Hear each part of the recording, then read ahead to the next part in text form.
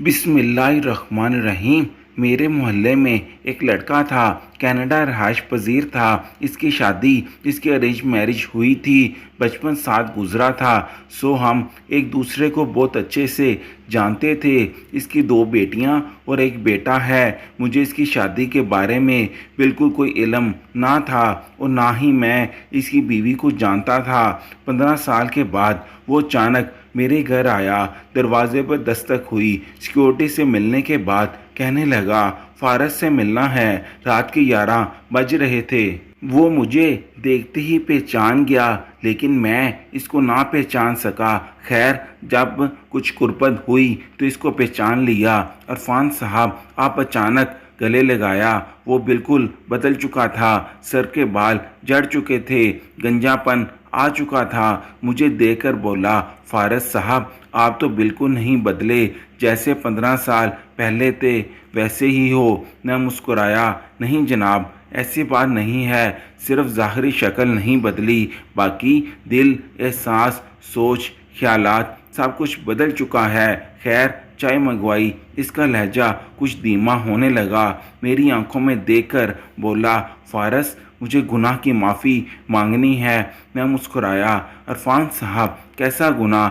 आप क्या कह रहे हैं? अरफान अच्छा भला जवान मर्द था।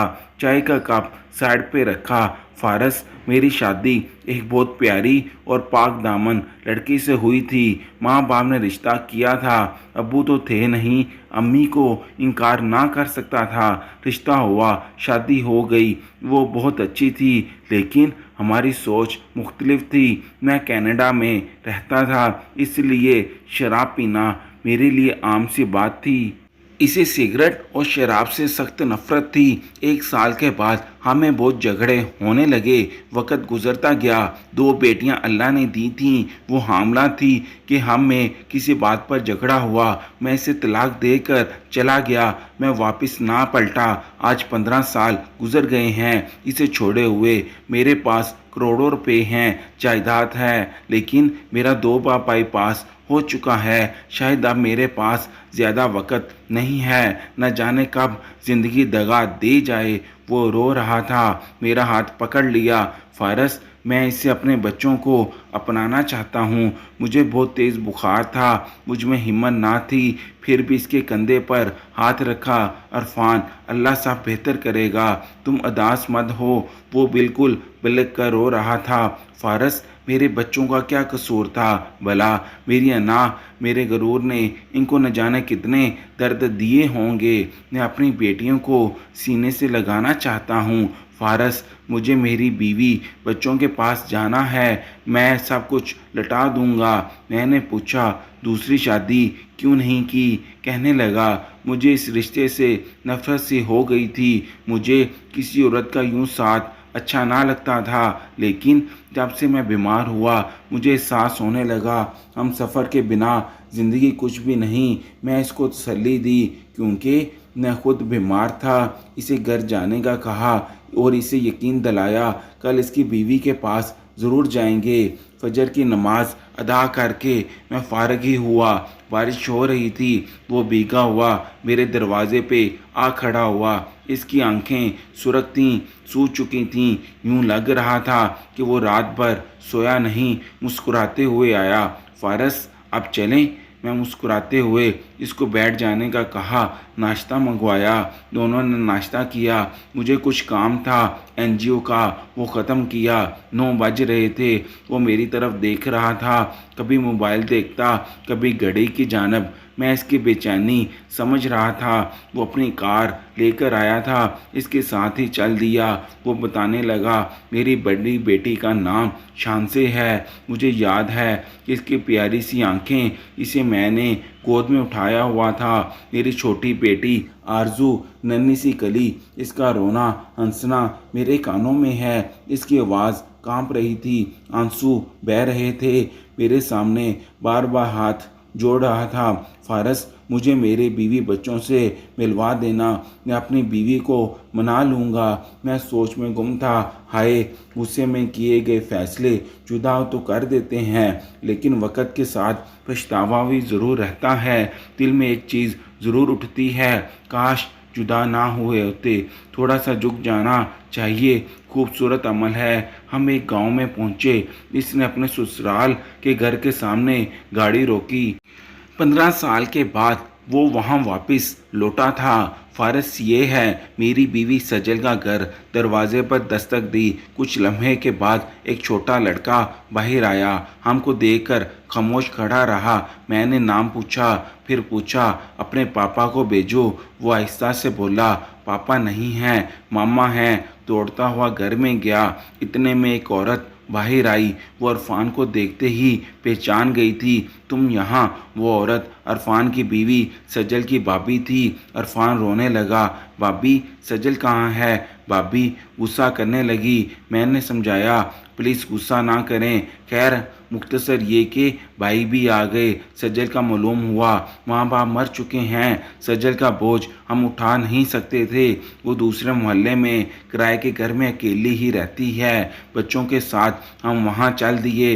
वो कच्चा सा मकान, लकड़े का दरवाज़ा, कर दो ब्राय नाम था। दस्तक क्या देते अंदर दाखिल हुए।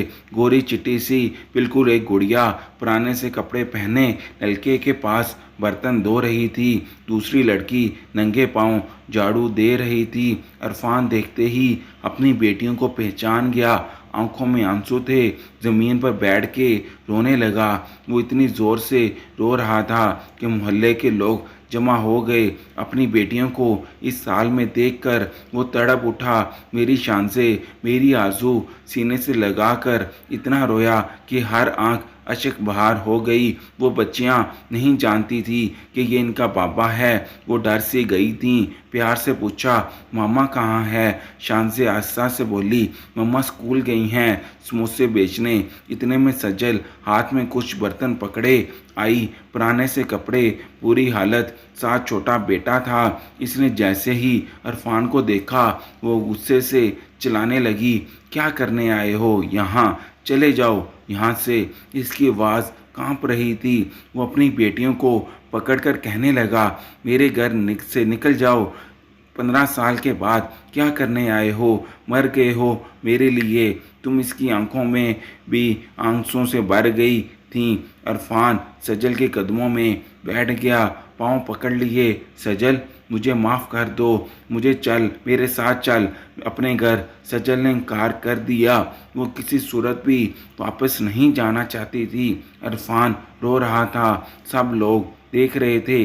मैं आगे बढ़ा, सजल के सामने हाथ जोड़े साइड पे ले गया। इसको समझाने के लिए इसे बताया, अरफान बीमार है, वो मौत से लड़ रहा है, वो ज़िंदगी की बाजी हार रहा है। माना कि इससे गलती हुई थी, माना इसने जुल्म किया आप पे।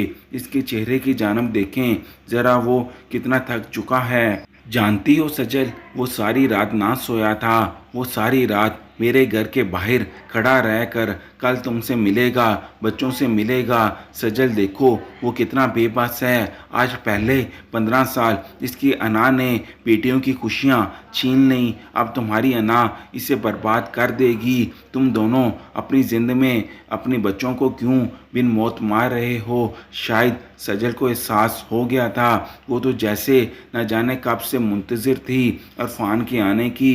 वो अरफान के सीने से लग गई। अरफान बेटियों को चूमने लगा, कभी हाथ चूमता, कभी चेहरा। तीनों बच्चों को सीने से लगा लिया। सजल का हाथ पकड़ा, गाड़ी में बैठाया, जाने लगा। वो अपनी खुशी में भूल गया था कि फारस भी साथ आया था। मैं मुस्कुरा रहा था, शुक्र अल्लाह का, इनको समझ अता की और एक कर दिया। कार थोड़ी दूर गई, फिर रुकी, वापस आई। अरफान जल्दी से उतर कर आया। फारस भाई, मैं आपको भूल गया था। मैंने अरफान के कंधे पर हाथ रखा। अरफान, जाओ अपनी बीवी बच्चों के साथ ज़िंदगी गुजारो, खुश रहो। वो लाखों दुआएं दे रहा था। सब बहुत खुश थे। बच्चे बार बार कार को देख रहे थे, कभी बाबा की तरफ देखते।